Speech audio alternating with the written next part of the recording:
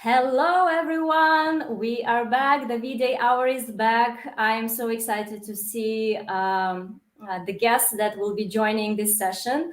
But most importantly, I am excited to introduce you to my guest today, Martin Mrva, who is not your average 29-year-old guy.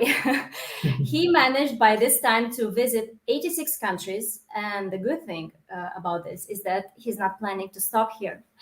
It all started for Martin when his parents traveled to Croatia. However, his first major trip outside Europe happened in 2011 when he traveled to Mexico. This is where he decided to set his travel goals, and this is where he decided that he's going to visit the new seven wonders of the world. And by 2018, he has completed visiting them all and also visiting them actually twice. So he's a very motivated young fellow over there. One of the most extraordinary trips that he did, and which we'll definitely talk about today, is the trip he did from Prague to Vladivostok using only terrestrial means of transport. And to make it even more fun in Martin's style, he also decided to write his master thesis on the way. I'm not sure whether he started writing his master thesis and then decided to have the trip, but he'll definitely tell us more a bit later. And actually, just for your reference, it's around 12,000 kilometers distance. So he's pretty adventurous. He definitely confirms that with all of the things that he's been doing. And talking about the Prague Vladivostok adventure, it took him 1 month to get there. And while being there, he decided he already finished his master thesis, of course, and he was able to come back using already a plane. But he proved to himself and to other people that even the most crazy ideas can be the most amazing when you're really up for the challenge and can really overcome your fears. And in terms of preferences on locations, Martin likes to travel low budget. He likes to travel to places which are not very famous, because he believes that even though you think there's nothing interesting to see, you might find really a pearl and be really amazed by these places. So if this wasn't enough, Martin is a software engineer. He's working like a normal guy out there. He's in Czech Republic. He's an active volunteer in supported causes.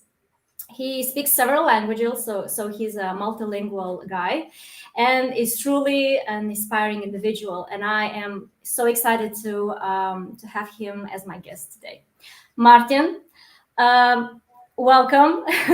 Welcome to the V-Day hour, and feel free to make some welcoming remarks for our guests today. Yeah, sure. Hello, Victoria, and hello, everyone. I'm so excited being here and chat about travels. I hope maybe I will inspire also someone to go somewhere to visit some interesting places and so on, and maybe motivate you a bit. So yeah, travel is just it's my life, and I think there are also many people who enjoy traveling, who have maybe the same feeling when you go somewhere and stuff. So yeah, I'm very excited. I was looking forward to having the chat with you, Victoria. So yeah, I'm excited. We are all excited because we are also curious to find out some stories that maybe you haven't really shared with everyone, right? Some interesting adventures of yours in all this. I'm pretty sure you have plenty of stories for us. Yes, I do. I have many stories. I have many photos and some maybe short, funny videos. I can confirm that. We have them prepared throughout the session today. So yeah, we look forward. Actually, while I was introducing you, you were saying about the new seven wonders of the world. How about the old ones? Are they not interesting anymore? Yeah, they are. They are definitely.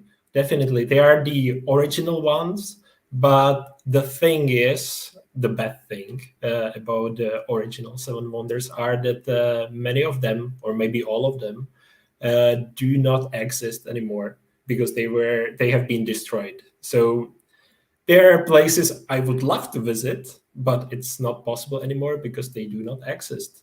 So there are nowadays those new seven wonders, which are amazing places. I would recommend to everyone to go there because I don't know, you just feel like different feeling, like seeing and visiting all those magnificent places. So yeah. And No. the last one I visited, it was already twice. It was Machu Picchu in Peru, in last year actually, and it's so amazing place. If you go there like very early in the morning at 6 a.m. To avoid the crowds, and when you just sit down there and have the amazing view of Machu Picchu and the clouds are passing by, it's a wonderful place if you just concentrate on the view and not on taking picture as all the travelers do. They just come there, they can take pictures all the time from all angles and stuff. If you just enjoy the view and be yourself, relax, it's like so amazing feeling that yeah, I would recommend it. And not only Machu Picchu, but also all the other six wonders of the world are worth visiting. So if you would select one that impressed you the most, would that be this one? I think it's hard. They're all like stunning, but I would choose Machu Picchu because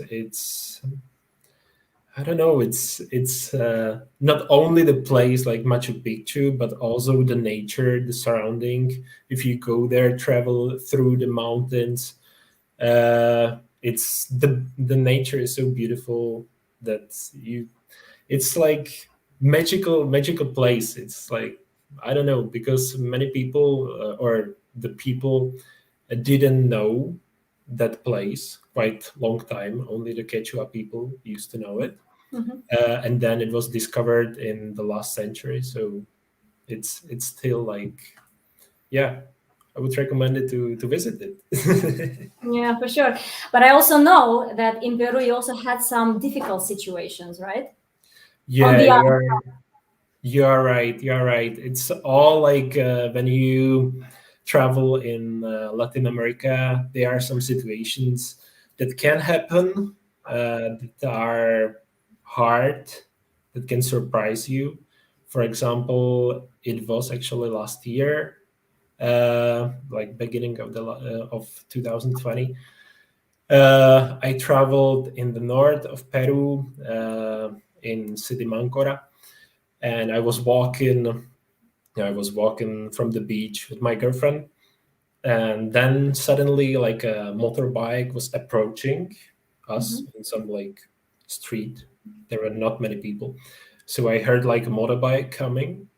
Like I didn't pay much attention or something, and now like suddenly the motorbike stopped. There were two guys on it. One just get off the motorbike, took his gun from his pocket, and he was like pointing at me and my girlfriend.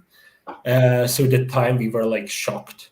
We were not. You don't feel like afraid actually, because it takes just a few seconds that you just don't think about it, what's actually going on. So you are just shocked when you see the gun like pointing at you, and your close like girlfriend. So then you just start thinking what to do. But actually, we just gave our things, our backpacks to them. just without confronting them, right? No, no, no, no. It's the worst thing you can actually do. If you just get aggressive or try to do something, it can happen that it's not gonna end well. No. So we just gave our things to them, and they just left on their motorbike. It just took, I don't know, 10 seconds. Yeah. So But look, you're just shocked, and then when they leave, then the first minute, second minutes, when you start thinking about it, they're like the worst. They're the worst like minutes and moments because Mhm. you just think what can actually happen if you just move somehow like quickly. If you do some quick move, then it can be very bad. But well, I actually understand that there are some poor people who don't have money. They do such things, but I think there are maybe, I don't know. Yeah, people do it. I believe it. They do not have really money, and there are actually many people nowadays from Venezuela because in Mhm. Venezuela they have very bad situation. Yeah. They don't have like money for food and stuff, so they leave for other countries in South America, also to Peru, Mhm. and it's also possible that those two guys were from Venezuela. So, but I don't know. I believe that you cannot really avoid certain difficulties when you travel, right, altogether. So you, as an experienced traveler, what can you recommend to people that are traveling, that are planning to travel? How can they best avoid difficult situations being abroad, right? And we talk about all destinations, not necessarily only South America. So, for example, if I focus on Latin America, but it's actually like in general for Mm-hmm. all the countries, first thing what helps you is when you speak Spanish, definitely, because otherwise you are just a white gringo moving around, and everyone knows that you are not from Latin America, apparently. See? Mm-hmm. So it helps you a lot when you speak Spanish, but it's not the most important thing, I would say. Mm-hmm. There are other tips because when I went to South America to Peru to study, I went there for half a year.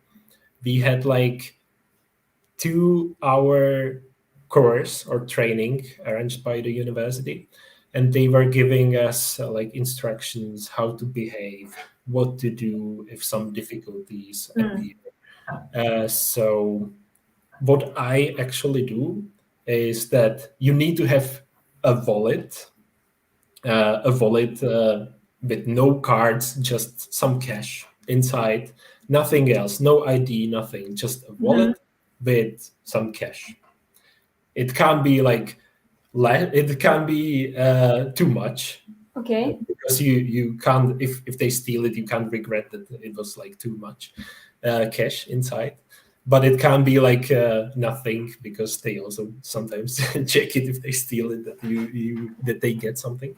Okay. So you have this wallet in your pocket, and on some secret place in there are also like secret bags, like belly bags that you can hide under your t-shirt or something. On that place, you hide your valuables, your cards, your Mhm. IDs, passports. So having like a secret pocket, it's like a very good tip. And another one could be, for example, if you take taxi in those like places that are maybe dangerous, you shouldn't like sit next to the driver. If you go alone, don't sit next to Why? the driver, because if Why? the driver has a gun, it's very easy to to point The at driver can you. actually rob you as well. Yeah, and it's very possible because there are many taxi drivers doing this actually. Let me So clarify. We are talking about Latin America, right? yes, we are still Okay. talking about Mhm. Latin America. Mhm. Well, it can also happen maybe in also other places in the world, but I know we got those instructions in Peru because the taxi drivers are also dangerous. So Mhm. don't sit next to the taxi driver. Don't sit behind like cross because still with a Okay. gun it's very easy for him. Just if you go alone, sit behind him because when you sit behind, it's very like it's hard to point the gun at you, so it caused some troubles for him, some difficulties. So it's probably that the driver won't try anything. They just let you go, or so you should be fine.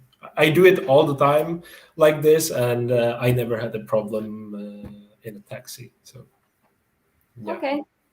Thank you for But that. there are like many tips. It was 2 hour training for us when we on the first day when we arrived in Peru.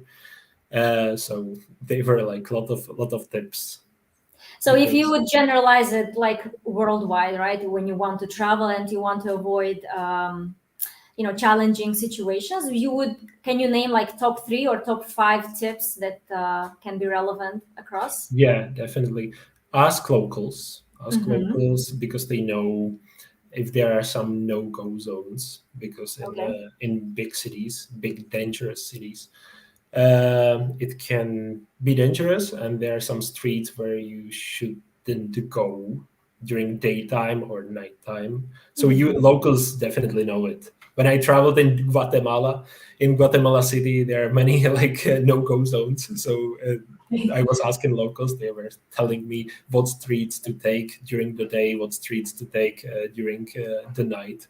So to avoid some problems. So yeah, ask locals because they know it definitely very well. Mm-hmm. And I don't know those like tips.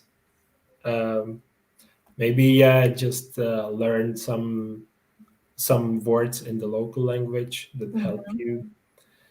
Uh, yeah, and don't trust anyone. Don't trust all the people because there are very nice people, friendly people, and kind people.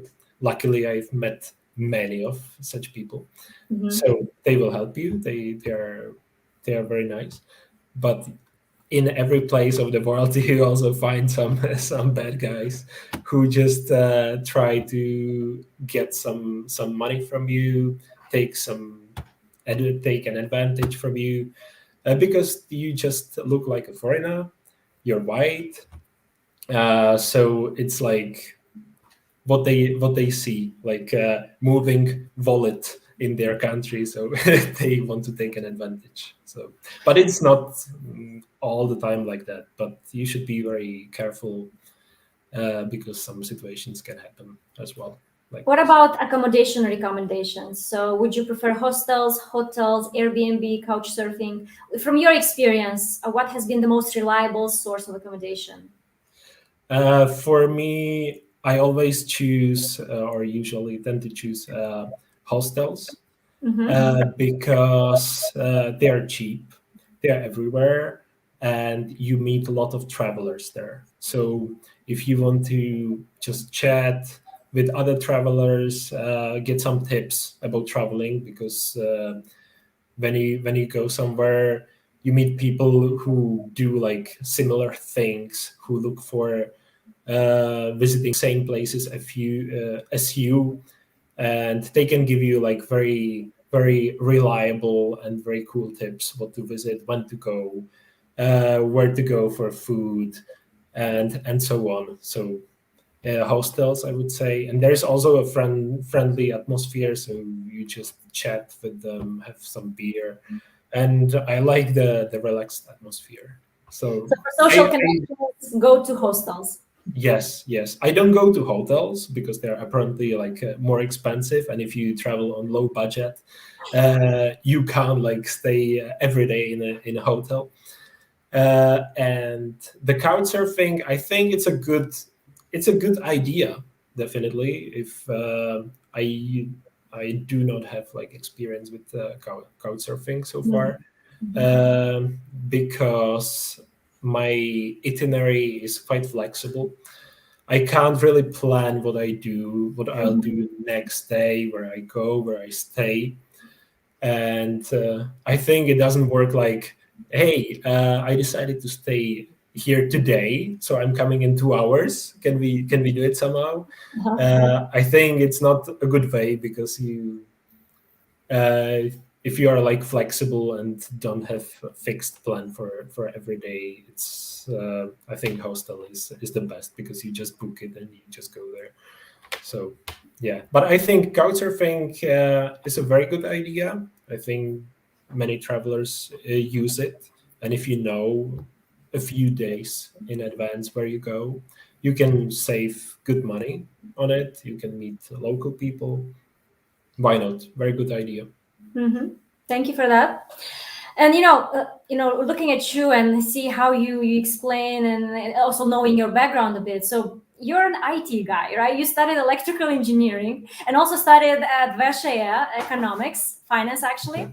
Yes. So, and then you started traveling all over the place, and it really became something you live with. So how does this transition happen? Like, what drives you to going to these adventures, and kind of going with the flow? Because I think a lot of people probably would like to do that, but are limited, or they have fears, or I don't know, there are situations that are not allowing them to do so. What happened in you, through you, that you are able to really go for it and follow the dreams? Yeah. Well, when you work, it's definitely harder to travel because you don't get the many days off. Mm-hmm. So it all, in my case, when I traveled the most, actually, how it all started usually, it was at the university when I studied, because I had a lot of free time. I didn't have much money to travel. That's why I travel on Low low budget. budget. Yeah, but when you travel, when you have time, and when you do some research at university, what that you can actually go abroad to study, to do some exchange, then it's very easy. You usually get a scholarship. That's Mm. how it actually works. All those exchange programs. So you get a scholarship at the university. The university gives you money like every month, so it funds you a lot. It helps you a lot Mm-hmm. because you usually save so also all money on accommodation because you get the money from university, and during the semester you just travel, or before or after the semester you travel. So if you just don't have those expenses like accommodation, then it's amazing because you have time. Then suddenly you have also money from the university. Yeah, definitely you should also save some money on your own to being to be able to travel a bit more. But yeah, at university, through all those exchange programs, it's very easy. But then when you start working, it's hard. It's hard, but you can still make it. You have some days off. But well, to be honest, in 2019, I felt I had a job. Mm-hmm. I worked at Skoda, so it was very amazing. It was very good. But then I suddenly had like a feeling I want to explore the world still. I'm still young. I want to visit like some more countries. Uh-huh. Why not? So I quit my job. Okay. Yeah, it was a hard decision I had to think about But you because followed your heart, so it's what matters, right? yeah. But I said, yeah, when shall I do it? Now or later? But when you just decide to do it later, it might not happen because Mm. it will be harder and harder. So I quit the job and I decided to go to Latin America, to South America in 2019. And the plan was like going to South America, to very south of South America, to Tierra del Fuego, which is like the top of southeast top of South America, where the penguins live and stuff. And then going by bus through all the continent up north, like crossing the Patagonia and the Andes, the mountains, then through the Amazon rainforest and reaching Colombia in the north, reaching the Caribbean Ocean. So it was fine. It was amazing. It was You actually did that, yeah? It all happened. yeah. It all happened. It all happened. It took 5 months, and then the next plan was going to Galapagos and Australia, and coming from the other side of the world, like to make a round. Wow. Uh, I also had a plan like crossing all Asia like without flying, like as usual. Uh, so that was a nice plan. But when we were in Colombia, the COVID-19 came and all Mhm. things changed so rapidly from one day to another day. And then we were just stuck in Colombia. No Mhm. flights, all flights were canceled. So there were no connection back home. The hotels were slowly closing. Mhm. So we found like Airbnb and rent a flat for 1 month because we didn't know what can actually happen in that situation. The whole world was going crazy. Mhm. But yeah, in the end, the Czech government arranged a flight for Czech tourists to bring them home. So it was fine. And then I had to find a job. Yeah, I was about to ask you. So you were without a job. You wanted to travel the world. COVID happened. Like, what next for Martin? Was happened? Yeah, I was like, I thought last year in April or March when it came to Europe, I just thought it's not going to be an issue. It will Mm. be just 1 month or 2 months, and then I will go to Australia. Let's go. Mm. But then after 1 or 2 months, I realized it's not going to be that easy. Uh, so, so yeah, I found a job, and nowadays I'm working at Siemens Mobility. I'm, as you said, I'm a software developer. Mhm. I do programming for electric drives in trains. I Wow. enjoy the job. It's nice because I like the technical stuff. So it's I don't know if you like your job and if you like traveling, then it's hard to maintain like a balance because I just don't want to be only one thing or another thing. Not only traveling, not only working. I want to like combine all those things. And sometimes it's hard, but sometimes it works. So So is your passion for trains correlated to your desire to travel only on terrestrial means? yeah, yeah, yeah. It was actually the trip to Vladivostok, as you Yeah, tell me about it. I mean, I said it briefly, like commented it on it briefly, but like, how is it happening in your mind? Because you're like writing your thesis, and all of a sudden, why not just going to Vladivostok by train or by bus? Tell us how this happened. Like, we're super curious in all the small details as well. yeah I one day I always wanted to go to Russia to do Okay. the Trans-Siberian Mhm. because I've heard about it. It's awesome and stuff. But I didn't know because I knew it takes some time, and I didn't have that much Bit of. time. So then suddenly a crazy idea appeared in my head, and it was I have some time for writing my thesis, and why not to go to Vladivostok?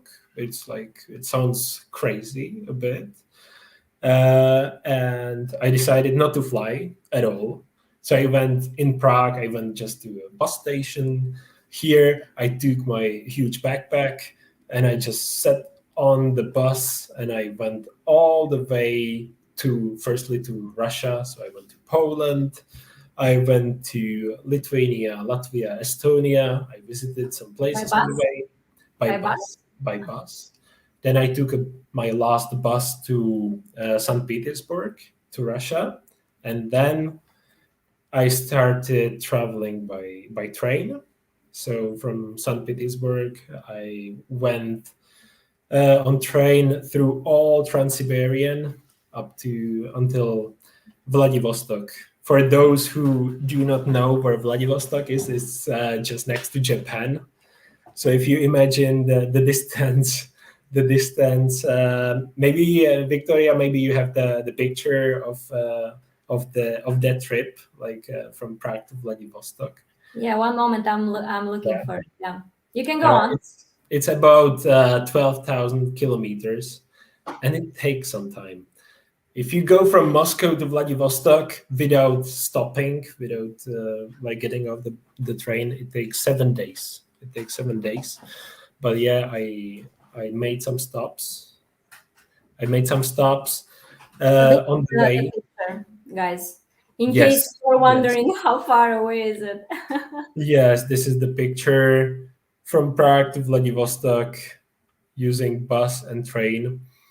So, well, I had, as you said, I had some time for writing my master thesis. So I was doing programming stuff on the way. Sometimes it was very funny because they were only like Russians and people from, I don't know, Kazakhstan, Uzbekistan, traveling back home. Uh, I didn't meet many foreigners there on the train.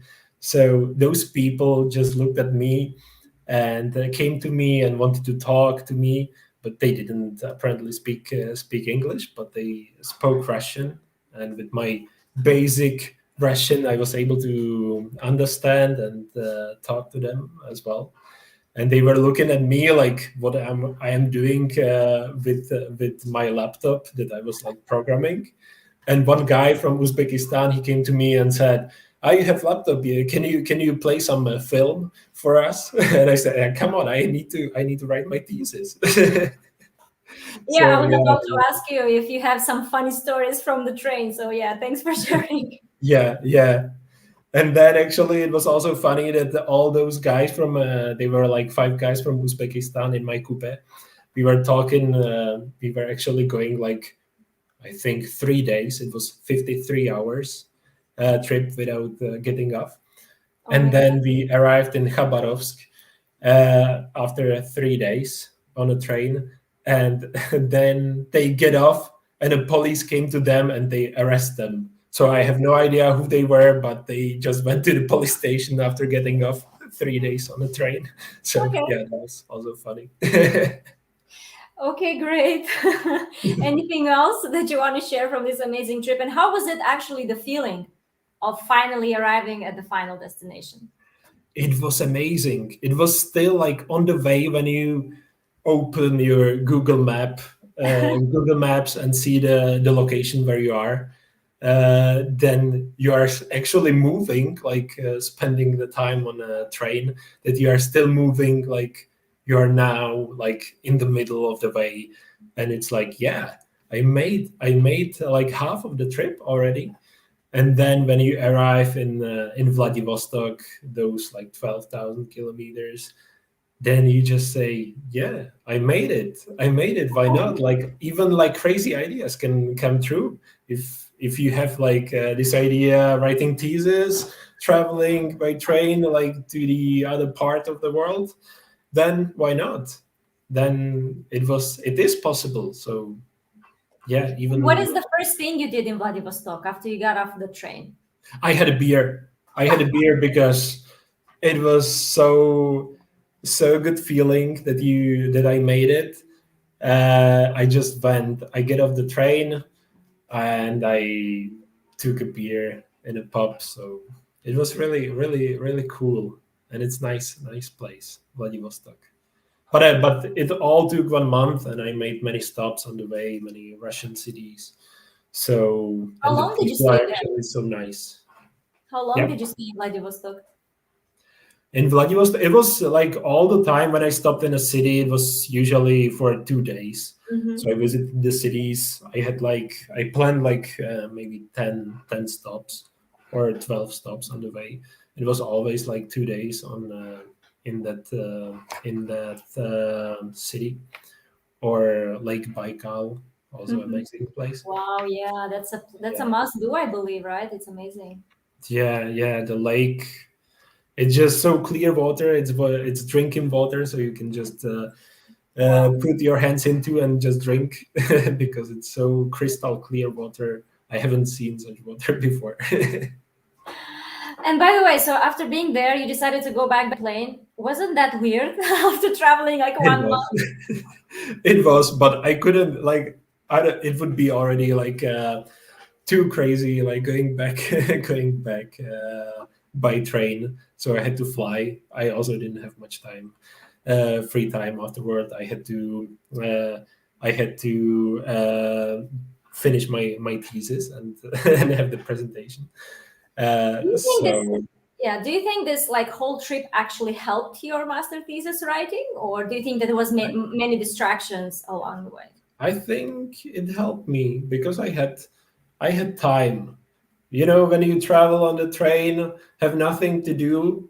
The largest trip without getting off, it was those 53 hours. So you just like you sit on the train, then you see a sunrise. You're all day on the train, then the sun sets. Then next day it's the same. So you just see the sun moving and disappearing. So it was like all those 53 hours. So I had time and I wrote the thesis, and it was, yeah, I think it helped because it would be hard being back home and just sit those 2 days and writing all the time my, my master thesis. And it worked, I finished it, and yeah, it was, Defended it well. yeah, yeah. I completed my university successfully. Cool. And having some experience also from the way. So yeah. That's amazing, really. I haven't heard such a such a story of such a long distance in by terrestrial means. So really, kudos to you for not being afraid and just going for it and following the gut feeling that I need to do it. I want to do it, and it's going to be one of the most amazing things ever. You're not afraid. You know, you're ready to take the challenge. So good for you. It's Yeah. very inspiring to hear that. All right. I would be happy to move to Asia a bit because I'm pretty sure there are plenty of interesting Sure. goodies there as well. But before we do that, I'm also curious because I'm a foodie. I love food. I love experimenting with different cuisines. So I'll actually, before you start talking about cuisines in Asia, not only, I will share a video of yours that you can comment on it after it. All right. Sure, sure. Very So delicious food in yeah, Asia. let's. This is turtle's blood, and I'm gonna drink it. I need some special pills. I don't know why. It's made of turtle as well. So let's go ahead.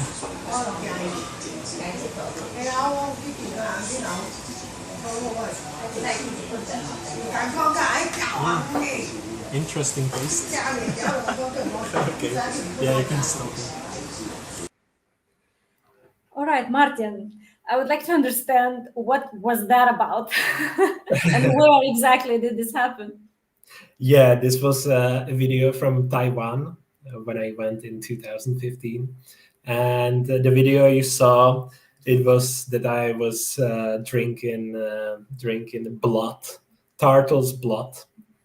It was Was that some ritual that you were doing? yeah, it was also a little bit mixed with some liquor, like vodka or something, but it in blood. And what I was never the thought I would deal? drink blood. Yeah, yeah, sorry. What was the deal with the pill there as well? What kind of pill you had to take with this blood? That I was confused, like where they were giving me the pill, and the pill was to for me to avoid like any sickness afterwards, because they told me some people have then stomach troubles afterwards, so maybe it was like antibiotics or something. So they told me, they didn't tell me what it actually is. They told me eat it before you drink it because it will protect you. So yeah, that was a guy. I said, okay, I will trust the local. He knows what he is talking about. So I took the pill, drank the blood, and yeah, I was fine afterwards. No sickness. So maybe the pill helped me. You took the risk basically because who knows what kind of pill that is, right? Yeah, At the end of yeah. it. And actually, the soup you saw on the table, it was also with turtle meat, so also nice taste. So what are you, when you travel, what are your preferences in terms of cuisines? Do you go where the locals go? Do you prefer more safe, let's say, places? How do you choose your culinary experiences abroad? I usually go where the locals go. I follow the flow. And in many developing countries, many locals go for street food. Street food is just amazing. When you are in Thailand, in Southeast Asia, you should definitely try it. As well as in Mexico, there's nothing better than eating tacos from the street, buying them on the street and eating with the locals. Because the food is cheap and is very delicious, and it's very authentic that you eat in this way. So you also save money when you are on low budget. Just go for street food, try something. Yeah, that's my recommendation. Sometimes some people tell me they might, or do I have also like stomach ache or something when I eat those street food? But I luckily I do not. I had like stomach problems in India, but I think I would have those stomach problems in India anyway, even if I ate in expensive restaurants, because it's just India, so it doesn't matter. Would you kind of trust your feelings? Because at the end of the day, even the street food, some of the places can be less trustful.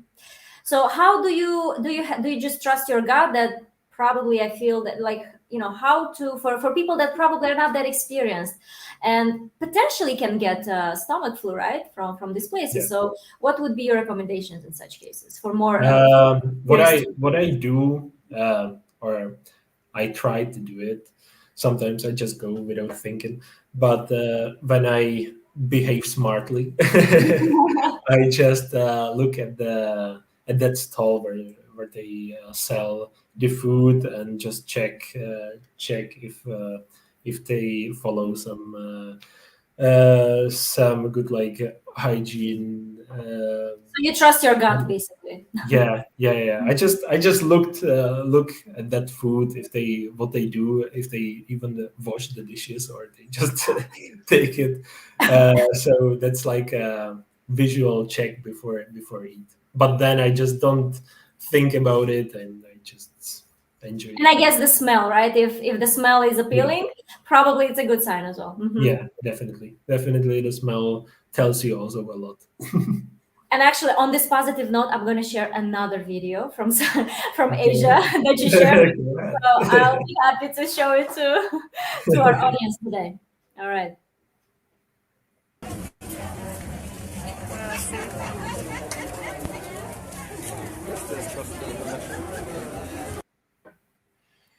What is that? Please explain. What is this delicacy? This is actually, it is from Amazon rainforest, from Amazon like places in Peru, and they are like worms. They eat it. They call it suri. It's called suri. They eat it in that area nearby Iquitos in Amazon, and you can just, they are like very very long and very thick, and you can eat them just alive, as you said. What you saw, you can just pick one and just eat it without the head. They do not eat the head. It has like a really small black head, but it's very weird if you eat it like this, because it's I can't imagine how it moves in your mouth. But then the second option, what I tried, and what was delicious, is they grill it. They do barbecue. They cook it, and then you can eat it also without the head. That's what I did. It was also interesting taste, but it was not awful. It was actually like fine. It was. What is the taste looks more like in terms of the cuisine that we are used to, Europeans? I'm like thinking how to describe the taste. It was like, it has a consistent, like maybe like potato or something, that it's like, I don't know, like very juicy. Then Okay. you just bite and then it spreads in your mouth. Wow. Uh, but I don't know. It didn't have like special taste, like comparable taste. But why not? Local people eat it, and I also wanted to try. Uh, I do not have like many barriers when it comes to food, so I already tried so many for Europeans weird things. What I tried, for example, when I say in Peru they have also national dish like guinea pig. what is it about? So so the guinea pig, we usually have it in Europe as a pet, but they eat it. So it looks like a rat actually when they serve it. Uh, you just they cut it and they serve it on a plate, and you see like still the teeth. So it looks like a rat that you are eating like a rat, but it's their dish. I say I Traditional. not against, like why not? Different culture, why not? And actually the meat is good. So Maybe they look at us and think that we are weird by eating pork or beef, right? So it's a yeah, matter of perspective. yeah, exactly. In Peru I also like ate caiman. It Yeah. was also like an interesting story. Mm. um, I went with the local guide to Amazon rainforest. We Mhm. were doing like camping for one night. So just like imagine building a tent in the rainforest in Amazon, uh, and you just stay there for all night. When it gets dark, it's very like you hear all the insects. I think we have also like pictures. Maybe if you find it, you can also show the pictures from I'll Peru do on that. the Amazon. I'll do that definitely. I'll actually share another food video that we have. Yeah. Okay. Then Yeah. we can go. Yeah. I think this one is more relevant to Europeans, so let's share it and see what people say.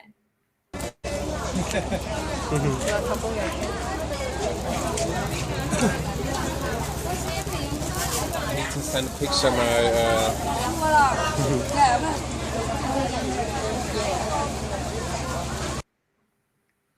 So this looks more like something that we would eat.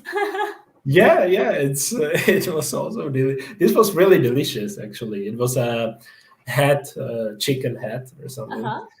Uh-huh. So it was in Myanmar or Burma, Hmm. and I visited like a local village. They were also like almost no tourists Hmm. because that time in 2015 Myanmar was still like it was fresh opened almost for tourists. It was not a Hmm. tourist destination at all. So it was also very authentic.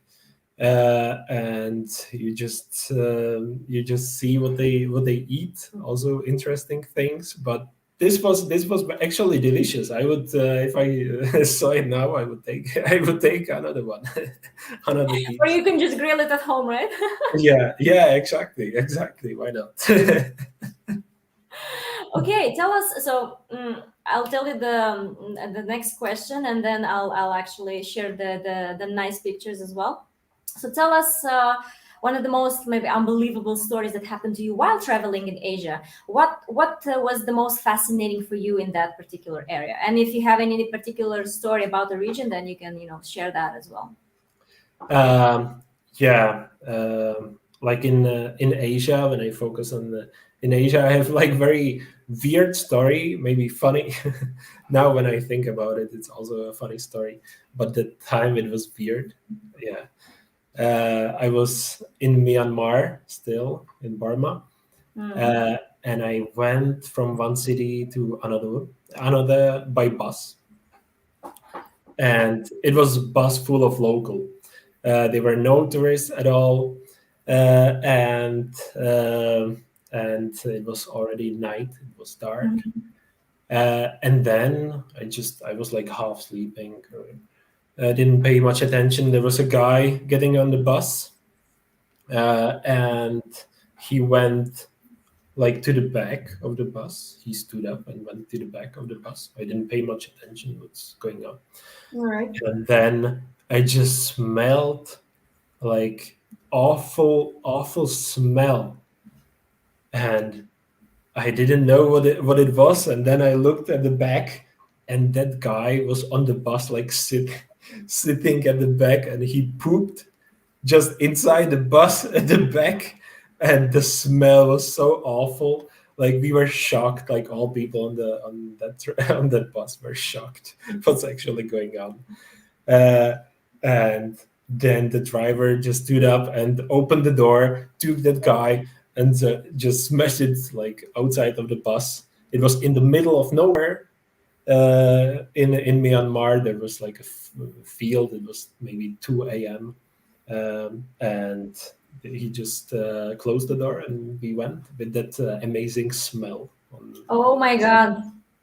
Yeah. All right. And in terms of any sightseeing places in Asia that you think are worth visiting and maybe are hidden gems, right? Because we all know the famous parts, right, of Asia, Mhm. but maybe some hidden gems that are really not advertised too much or are not really known to the public. Can you shed some light into that aspect as well? Yeah, sure. You usually in every country you find something that is not that touristic, which is very interesting. In Asia, I would name, for example, some parts of Vietnam, because I did volunteering in Vietnam for 1 month.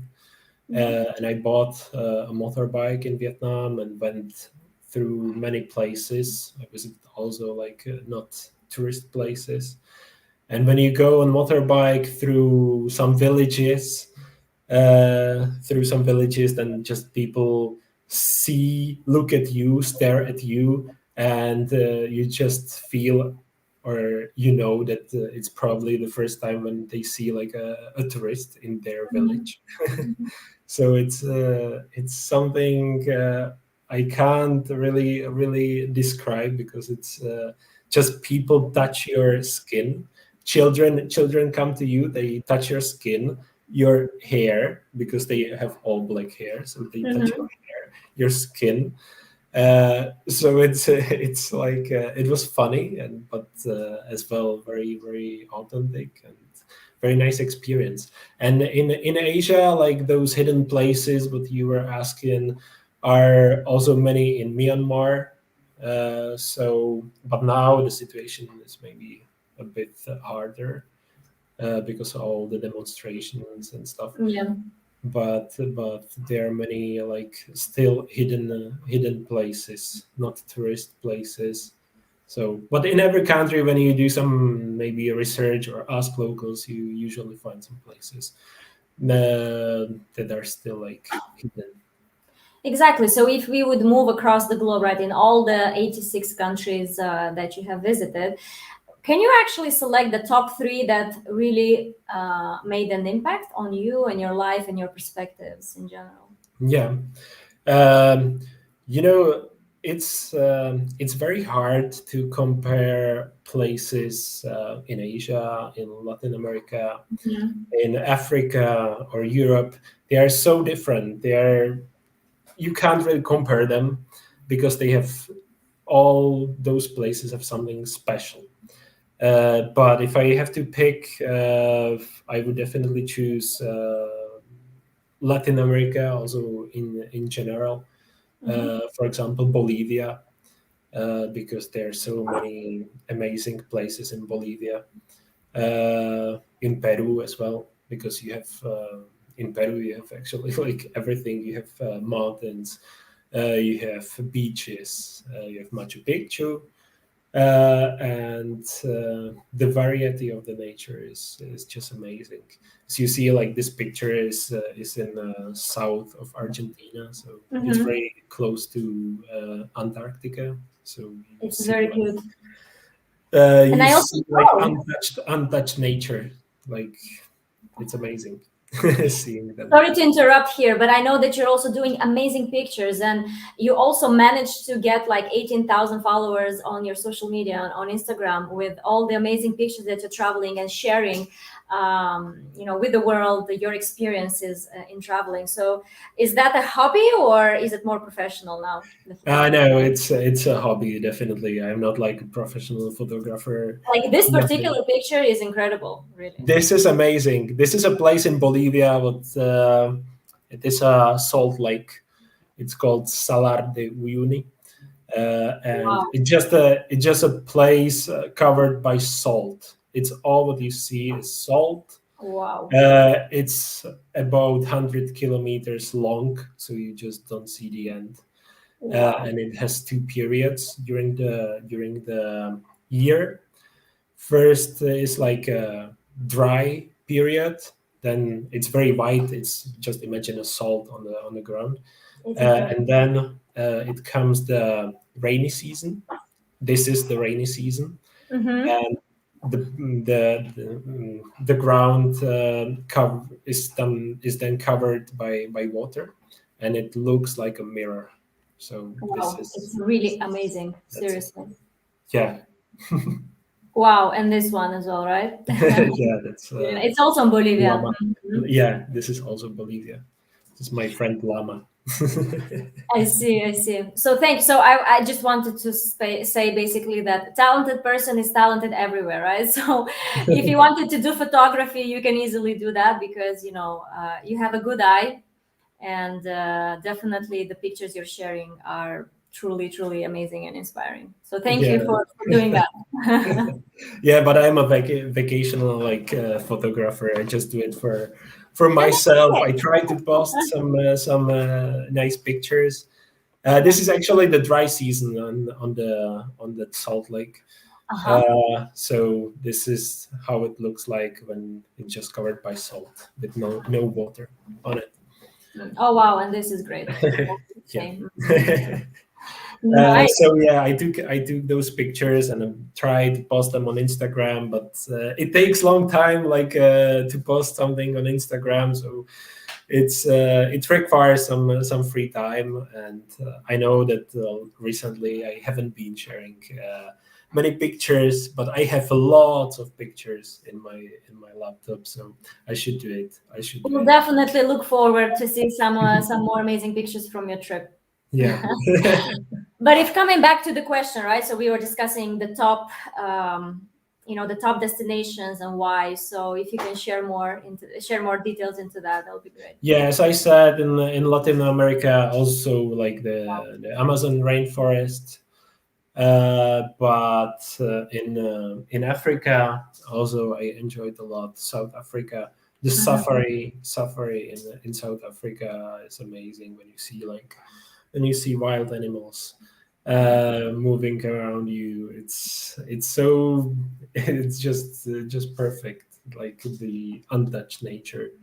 And when I look at Asia, there are so many places worth visiting. So, for example, Laos, Vietnam, China. China is amazing, and it's very interesting because no one speaks English, and you really work hard to communicate with the locals. You need to prepare your gestures, your body language, because people don't understand you at all in China. You don't understand them, but they still keep talking. They just keep talking in Chinese. You have no idea what they are saying. It Here's happened the to young me. you.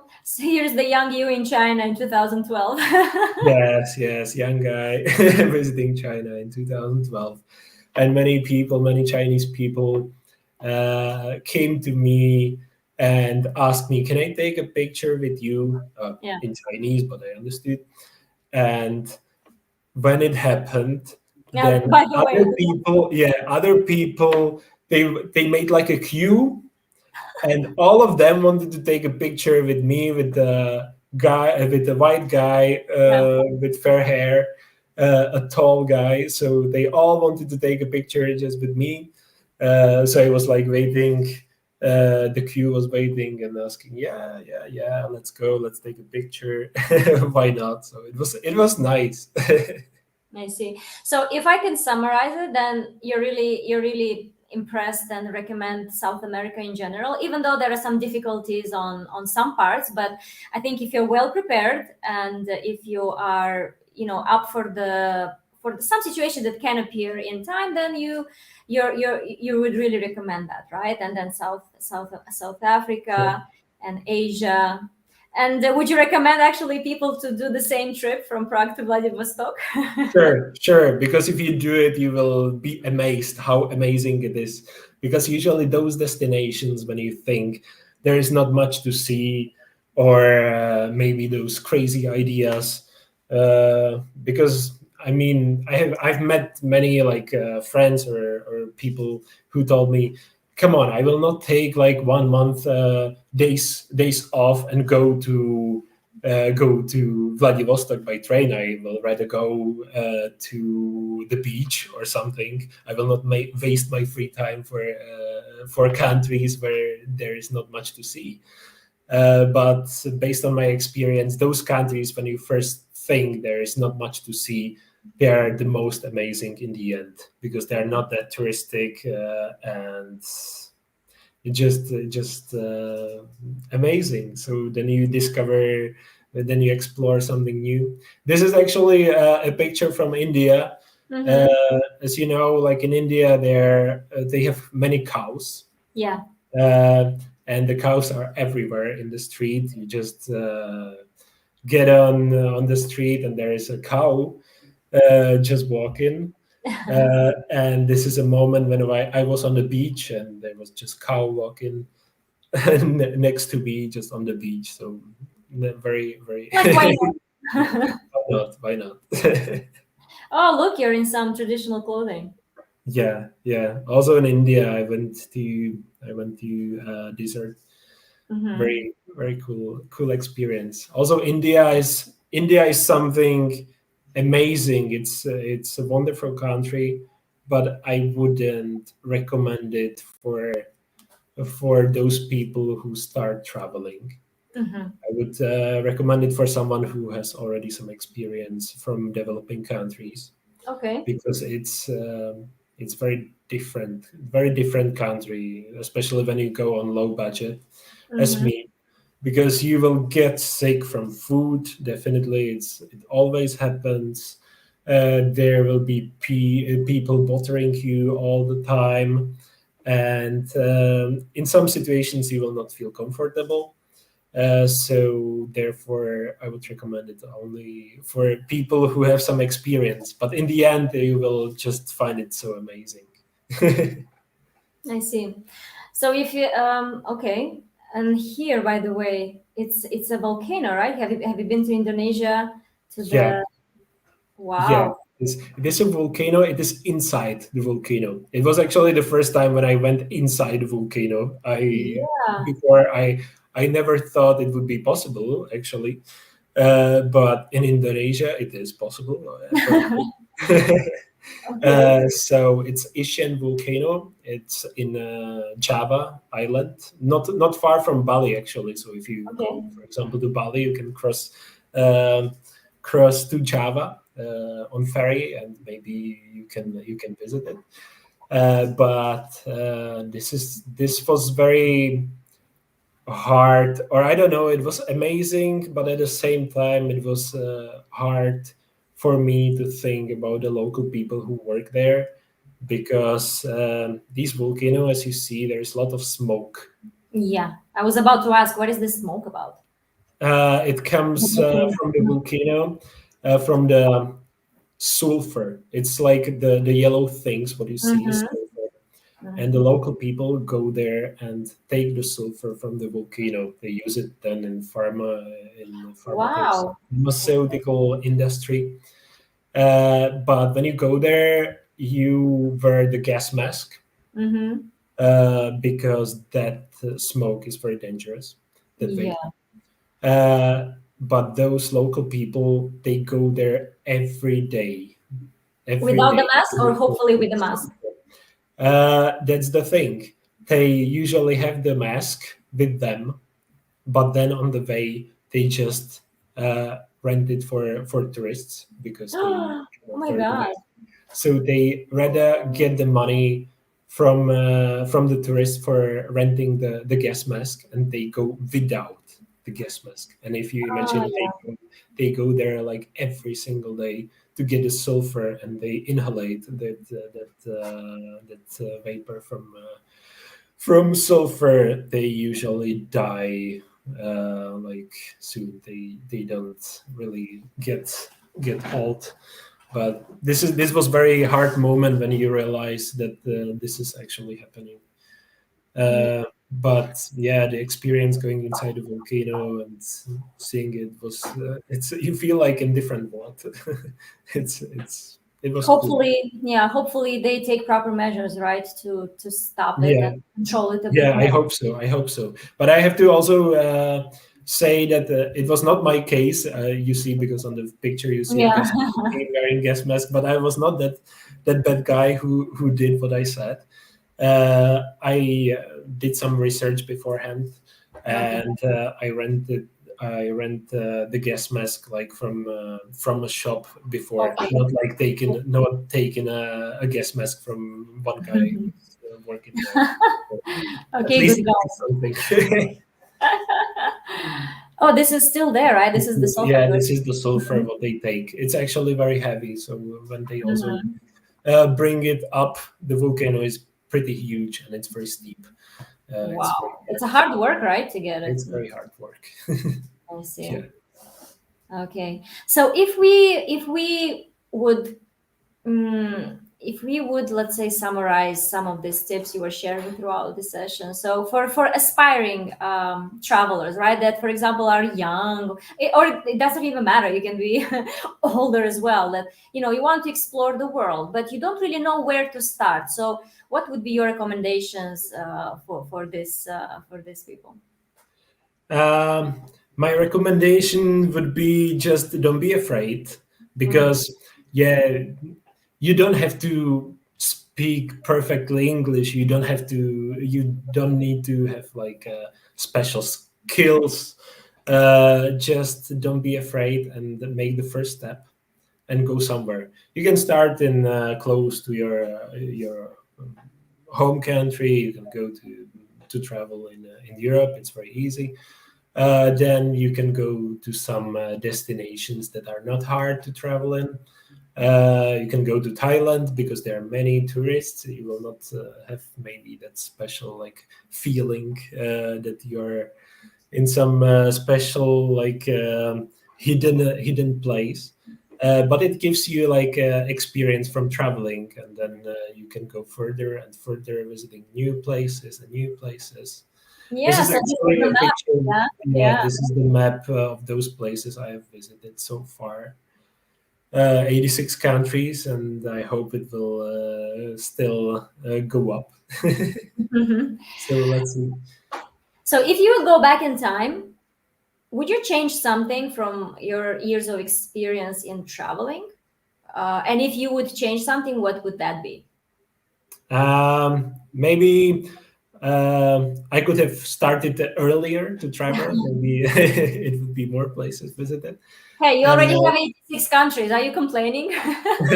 no, I'm not. Definitely not, because it's not late Exactly. to It's visit never more. late at It's any never age. Hmm. exactly. And if I go back in time, uh, I don't know. I don't think there is something I regret. I haven't done, because even the mistakes you make when you travel help you to improve yourself, and avoid future mistakes. It is actually when I started traveling, it was very hard in 2011 when I went to Mexico, because Hmm. at the time I didn't have a smartphone. When you Mm. now think what the smartphone is, how helpful it is when you travel, you just open Google Maps and then you see where you are, and you find in a second Mhm. where you want to go and how to go. But when I now think, how it was in 2011. I just had a paper map of some places in Mexico with me, and I was walking with a paper map, looking where to go and how to get there. It was very hard. Also, looking at the sun, where is west, north, east, it gave me a lot, like the sense of orientation. Now, but nowadays it's very easy with a smartphone. But I think it would be very hard for many young people now to orient to have like sense of orientation only using the map or asking locals. It was very hard, and I actually like envy the old people who maybe traveled without smartphone. It's I guess it's very hard. I see. So if right now we are at 86, what is your target for the next years, and to which number you want to what number do you want to reach in a couple of years, and which destinations are in your bucket list? Yeah, this year I think I'll be traveling also, like in autumn, and I will go to Iceland, where I haven't been to. So I think I will not make many new countries this year because it's still like kind of complicated with COVID-19. There are still some restrictions, but it already works somehow. But yeah, I want to reach 100 countries. I don't know when it will be. I hope soon, definitely. But yeah, at least like two new countries per year would be fine. So my like I have some places in my bucket list where I want to go. First one is, for example, Turkmenistan. It's a place where I always want to go because there is an interesting place which is called Gate to Hell. Just it's like in the burning place. yeah, the burning place. I know that place. It's a whole huge hole in desert. Yeah. And it's just burning, and it looks like a gate to hell, really, literally. And it happened that I think in 70s there were some Soviet engineers wanted to get a natural gas from that place, but it didn't work well, so they decided to burn it, and they thought it would take only 1 month until the natural gas is over, but it's 2021 and it's still burning. Still burning. Yep. But yeah, impressive place. Or another place in my bucket list is Komodo Island. Komodo Island in Indonesia, and you can see the huge Komodo dragons and the animals that are so huge. It's something that I want to see. Yeah. And your next destination is? Do you have anything in plan? Next destination. I am thinking about going to Moldova, but let's see how it's gonna be. What a great choice. Yeah, but then I already booked flight tickets to Iceland and Mexico this year in autumn. So there are definitely those two places where I'm gonna go this year. Well, if you reach Moldova, I'll be happy to share some tips and some recommendations. Because because you like to talk with locals, so since I'm Moldovan, I'll be happy to share that with you and promote my country. Yeah, sounds good. Nice. Wow, this is so exciting and so interesting. Like I have tons of questions, but actually, besides traveling, I know you're super active in volunteering and you really care about supporting causes. So do you want to talk a little bit about your volunteering experience and what did it bring to your personal development? Yeah, I try to do some volunteering. So I usually don't give often money to charity because I want to support in different way than just the money, because I know that they do not get all the money. They just give some percent of that. So when I want to help someone, I usually do some activities related to them. So in 2015, I went to Vietnam, and I did volunteering. I lived in a small village close to Hanoi, and I visited like small schools in local villages, and I went there. I had some lessons for the children as well as for adults and teenagers. So I was like helping the locals who didn't have much money to afford the classes in like normal school or something. So they wanted to learn English. So I helped them. I arranged some activities for them as well. So it was very very nice seeing and meeting new people in those local villages, because you don't see a tourist at all. And then you just go, you meet those local people who invite you for dinner to their house, and give you also drinks, and you just feel like Part of the yeah, environment. part of the family, even though you look very different than they. But it was amazing, like staying in that small villages, and just yeah, it was very very nice, and I was very happy that I could help someone, and I still think that I would go back to Vietnam and stay maybe also one more month. So let's see how it's going to be in the future. It's great. You're so multi-diverse in your activities, right? And so on. And I guess that's what makes life interesting, and trying new things and exploring. And sometimes by this exploration, you find out some things that you never thought can actually exist or can actually happen to people, and so on and so forth. So I guess the actual process is what exciting, is not the actual final outcome. So kudos to you that you're able to enjoy the process, you're getting involved into all these activities, and you're also helping, and you get the satisfaction of going through it as well. Yeah, definitely. Like when you travel, you see new things, you have new experience. It gives you so much. It is not only about seeing new Yeah. places. Yeah. It's you learn also. It gives you a lot. You learn about the culture, about people, how they behave in different parts of the world, because people are not the same. Europeans are different than Asians, and Asians are Yeah. different than Latinos. But we're still the same, that's the thing. Yeah, so it's very like the variation of culture and habits. It's something what motivates me, and what really gives you some new Something extra. experience. Yeah, something extra.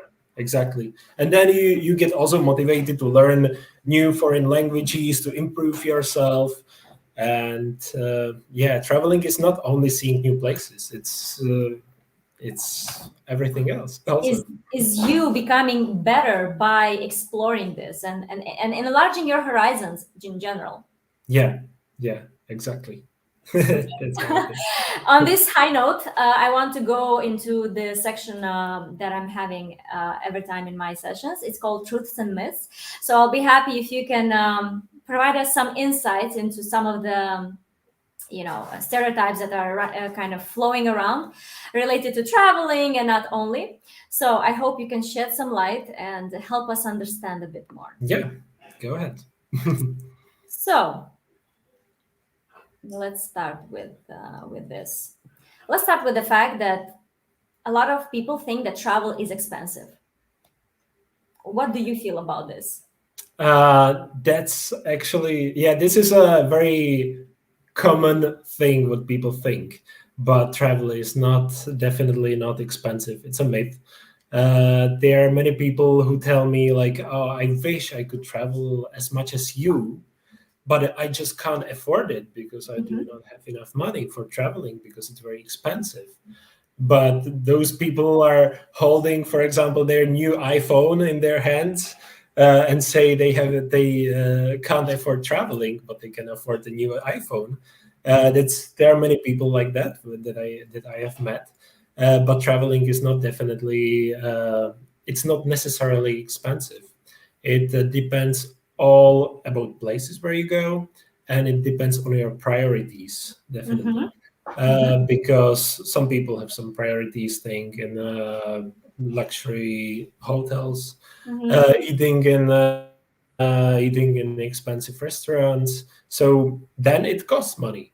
But if you are into traveling, that you want not to enjoy restaurants or hotels, when you want to explore new places and get to know the culture and so on, then you do not need to have so much money. You just can save on food. You can also cook for yourself sometimes, or go for street food, staying in hostels, and you don't spend much money. So it depends on priorities, and I think the most bigger issue is free time than just the money. So if you can put it together, then it doesn't have to be necessarily expensive. You can arrange it also in a low budget.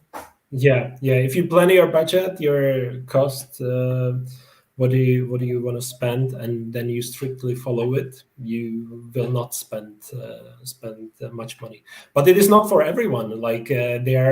There are people, I know people who just couldn't imagine to stay in a cheap hostels or eat in cheap street food or something. So it is not for everyone, this kind of lifestyle. All right, moving on. Budget travel is only possible when you are young and single. It is definitely easier if you are young and single. It is much easier when you travel, because when you are young, you usually have more free time. But I've met also travelers who were over 50-year-old, still young, but they said, I want to travel, and they were so happy when they can travel. Even so, I don't think like the age is The problem. Yeah, you can travel when you want, and I met many couples as well. So you don't need to be single for traveling. You just need to have a boyfriend or a girlfriend that has the same passion for traveling as you. That's well said. And I also have seen families, even with kids and so on.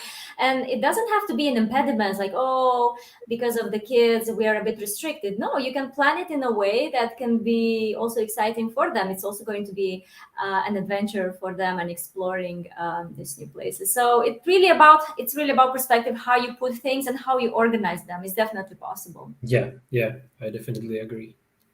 So thank you for that.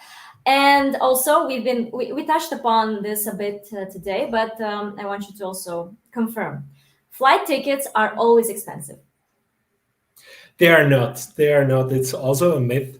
I am getting surprised actually these days how many cheap flight tickets you can find nowadays. Yeah, it is complicated with COVID-19, but if you manage it somehow, you can find very very cheap tickets.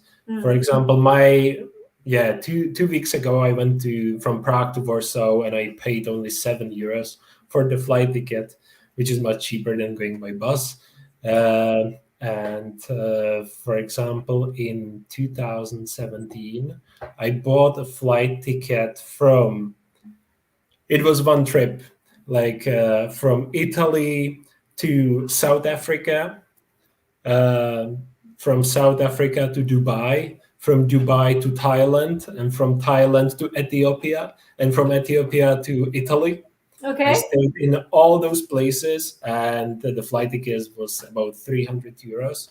So, which I don't think it is expensive. It's actually cheap, traveling around like all the world for that price. So you can find very very cheap tickets, and there are also like websites. Yeah, tell us more about which websites people can use for finding low budget. Yeah, there are many websites. I usually use like a Czech website, so It's called cestuylevně.com. But there are also other websites. Usually in every language in every country, there are. You will, if you do some research, you will find a website that is focused on cheap flights. So if you are flexible and just say let's go, so you can find very cheap flights. Yeah, I would also add that probably doing the research helps, because if you're just going to go for a particular website and just going to see the price and think that that's the only option, it's not true. Do the research, check more websites, check other sources, and definitely you can find a good deal somewhere. It's all about the good research and understanding, how to plan. Exactly. Nowadays, like with the internet, it's very easy because there are websites that compare prices from different airlines. So if you want to find a cheap ticket, you can just make it. Then the next one, traveling to certain places is intimidating. It is. It depends on the place where you go. For example, when I went to Honduras or El Salvador in Central America, those places are the most dangerous in Latin America, actually. Also Venezuela, but those places have very problems with security. Like the security problem is an issue. Many people are martyred there because of dealing with drugs and gangs and stuff. So when I went there, when I was on the way there, also the only tourist on the bus, as usual, and I was like very excited about going there because I thought those places are also like special. But still, I had in my head there was some kind of feeling, Martin, you should get like you should take care because it can it can be dangerous and it's not fun. So there was also like part of my head telling me this. Be cautious, yeah. And then when you travel there, you just don't feel it. But in El Salvador, I remember I went to some square, and there was a sign like "No guns, don't bring guns to the city center." And then in Honduras, when I arrived in Tegucigalpa, which is the capital, it was at night. I got off the bus like in the middle of nowhere or in some, I don't know, dark place.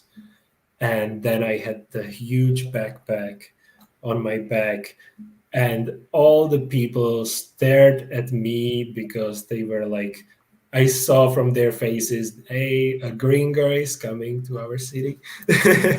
So a white guy, like in a dark place, in one of the most dangerous places in Latin America. The feeling was not nice, but I made it. I remember that there was one lady who came to me and told me in Spanish, you shouldn't be here, you should go somewhere else because it can get dangerous for you. Just but it was fine in the end. Nothing happened. It was all right. But you should be cautious sometimes. You might have you probably have steel nerves, I feel sometimes, and you're really keeping calm in vital situations, so that's good for you. Yeah, you don't have like really other choice. That's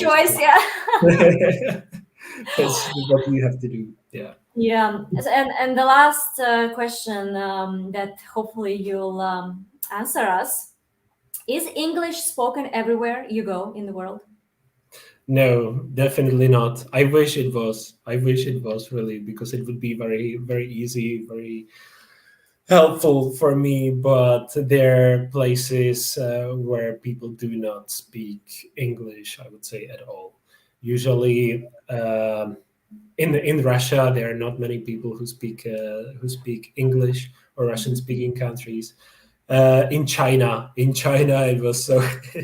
It's there are not people like almost at all who speak English, and in Latin America, you also do not find many people speaking English. So it's very, very hard sometimes. And as I said, in China, you need to improve your body language before you go, some gestures, because the people just keep speaking with you. You don't understand. But if you want to ask someone, for example, I remember when I wanted to go to the train station and I wasn't able to ask in Chinese. I was just showing like pictures from my phone, a photo of me next to the train, and they were like looking at the picture and they were like laughing, the people. But then in the end, they understood what I was asking, and they told me or showed me where to go, how to come to the train station. But yeah, definitely, if you do some look up some words beforehand in local language, it will help you. So All right. Martin, thank you so much. It was such an amazing discussion, such an amazing session. We already are speaking for 90 minutes. And I still feel I could talk to you even for another 180.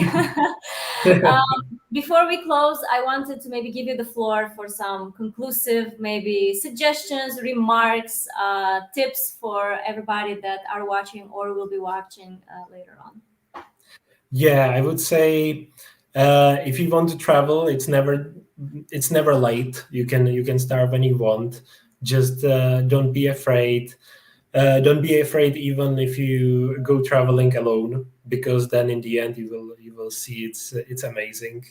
And I would also like to tell, if you have some tips or crazy ideas where to go, what to do, I will be so happy if you text me in my Instagram or Facebook and give me some tips, because I'm very open for new crazy traveling ideas. So if you just text me, feel free. I'll be happy to read it, and why not? So, but travel. It's something what you will never regret. When you get old, you will have memories that you never forget. Invest in experiences, not in things. Yeah. Yeah. Yeah, we'll be sharing your contacts just below the video, both on Facebook Thank and you. on YouTube, so that you guys, if you have any questions, if you want to connect with Martin separately and ask him more things, I think Martin is not against to share his experience, some of his adventures with our followers. So feel free to do that. And thank you for actually suggesting it. I think this is really nice of you. Yeah, So thank you. I want to thank you very much for your time today. I really had so much fun, and also preparing it with you was like super flawless and super easy. Thank you for your flexibility. Thank you for just being so open and willing to share without any barriers your experiences, your travels. So I look forward to that next time when we meet. You'll tell me that you already reached 100 and plus, and you'll tell us even more interesting stories about your trips. Yeah, I hope so. I will reach 100 one day. And thank you so much for inviting me. It was very nice to have a chat with you. So thank you very much. Thanks, Martin. We'll be in touch, and thank you to everyone that has listened to us or will be listening later on. All the best to you, and good night, everyone. Thank you. Thank you. Good night.